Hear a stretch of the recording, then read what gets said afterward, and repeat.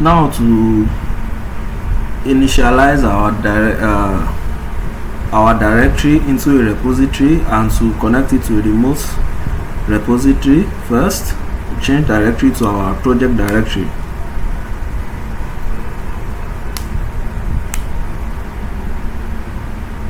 And now we are there. The next thing is to initialize the repository, the directory itself into a repository, and that has been done. Next, I'm going to make this repository, this branch, I'm going to make it the main branch. So deployment from here is going straight to the main branch. So for some configurations, I'm going to configure the username and the email.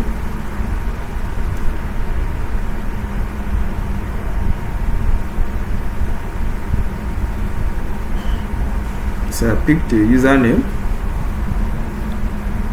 and also for the email, same email for the GitLab account that I'm going to be using for this demonstration.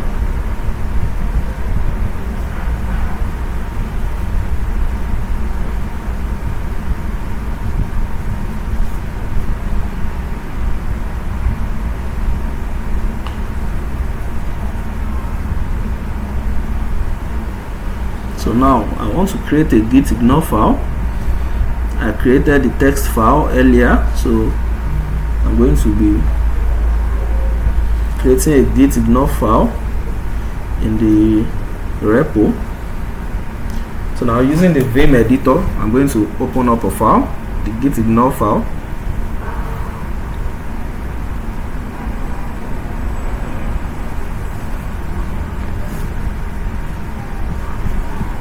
So now that it has been pasted, can save the file. Now to add it, now to commit, add a little comment for just a little description to show what the commit is about.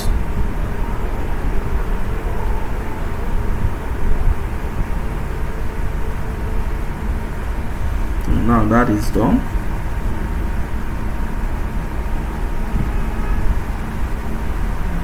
So from my GitLab account, I'm going to create a new project for this blank project and make it public.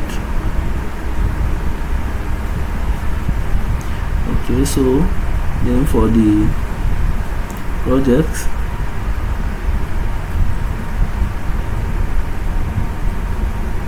and now the project is created. So to copy the link to the project that we use to connect from the local repository into this remote repository. So I'm saving it, I'm pasting it here for reference.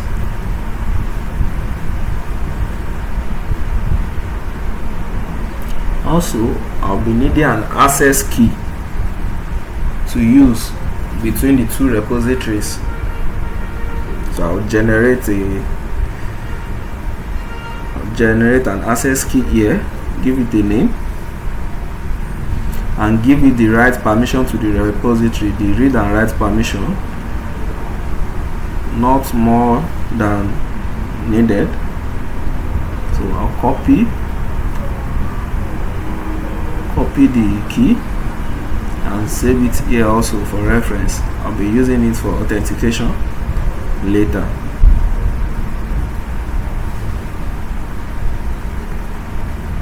Next step is to generate the SSH key for the pipeline.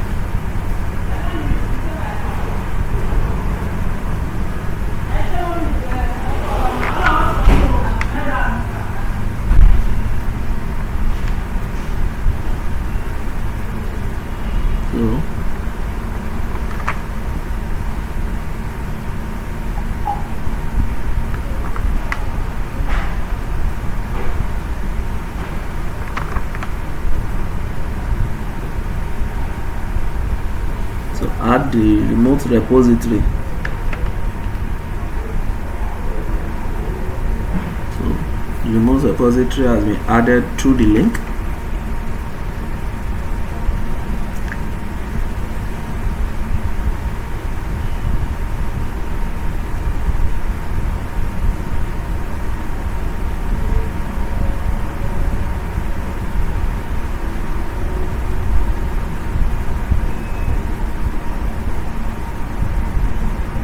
So the authentication fails here.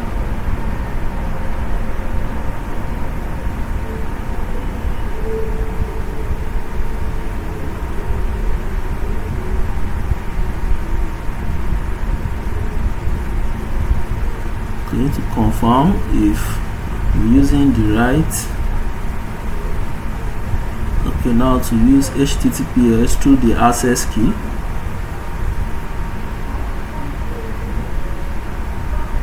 I'm going to set the URL.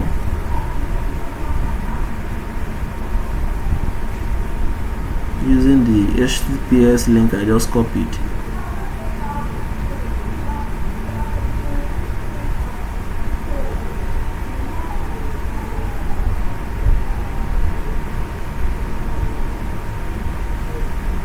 Now that is set,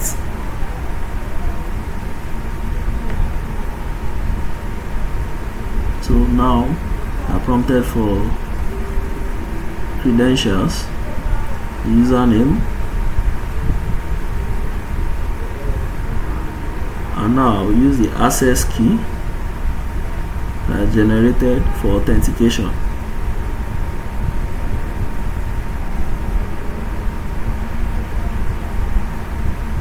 So every time connection is being established, there will be prompt for credentials. This serves as a safeguard to prevent unintended changes to the repository.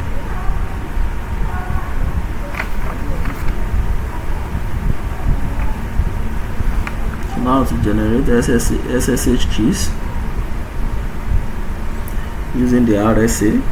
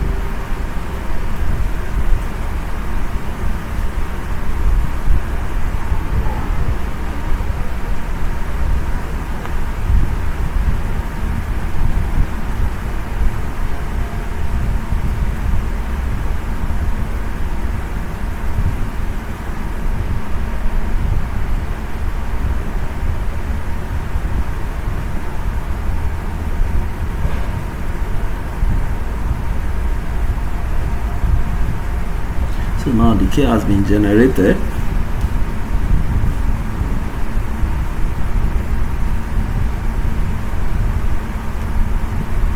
And this is the key. The key is displayed, so I'm copying the key. I'm putting here for reference.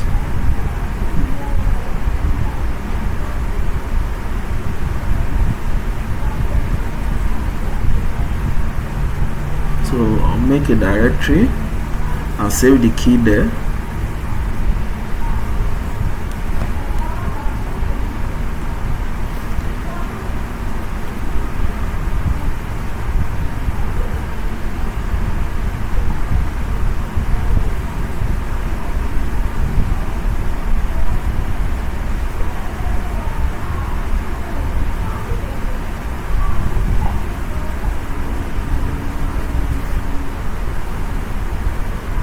So I'm creating a file that will contain the key.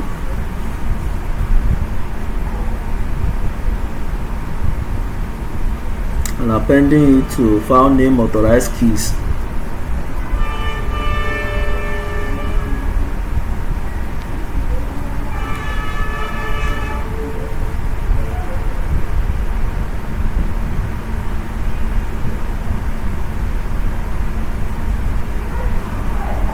now to modify the permissions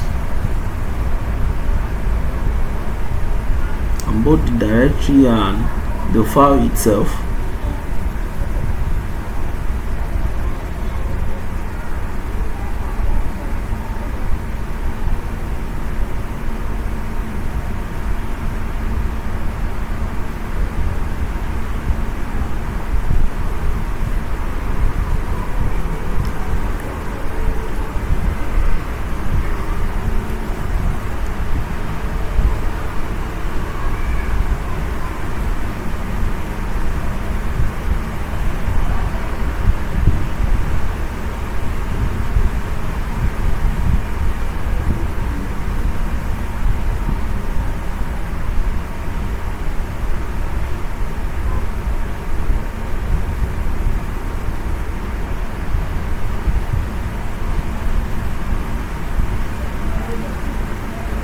So now for the variables,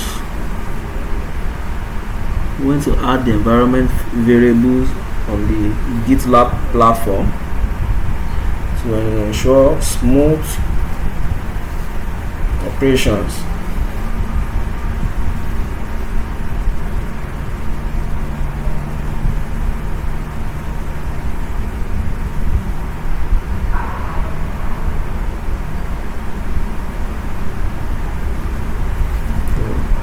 Paste the key, the next variable,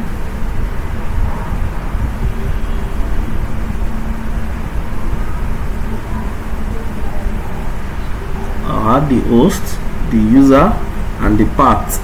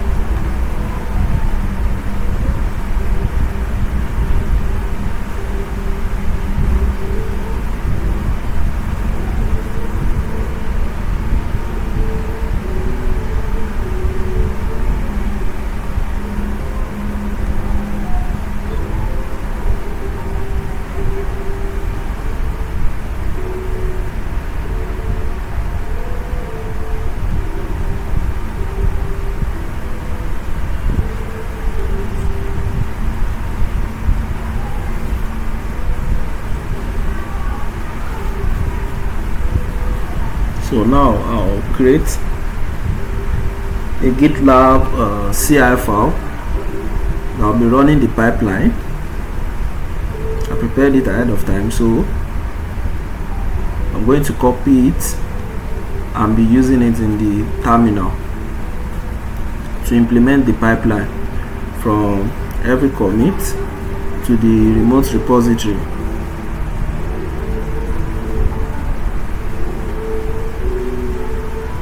So I'll open the Vim editor and paste the text in my file and save it. So I'm going to use this file now. Add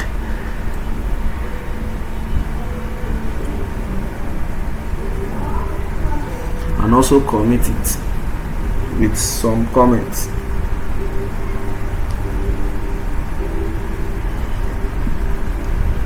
So now to commit the file.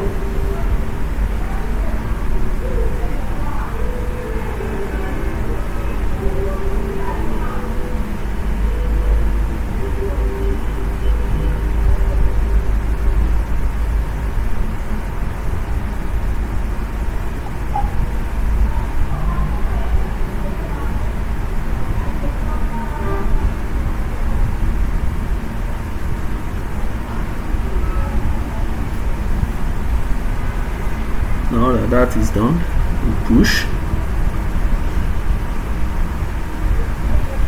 our repository to the remote repository.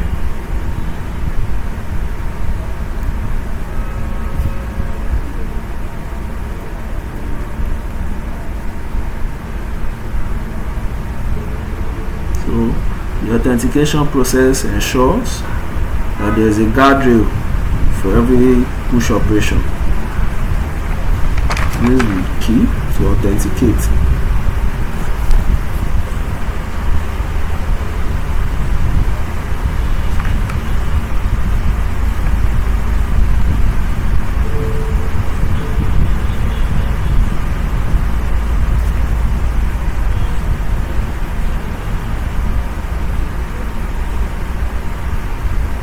So it always requires authentication.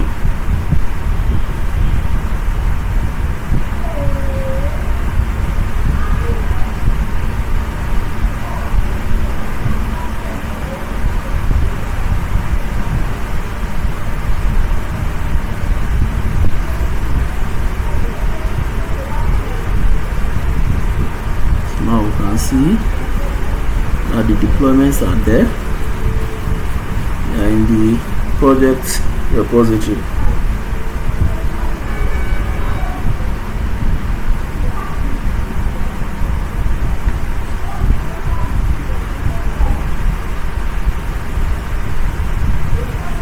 So now to further test,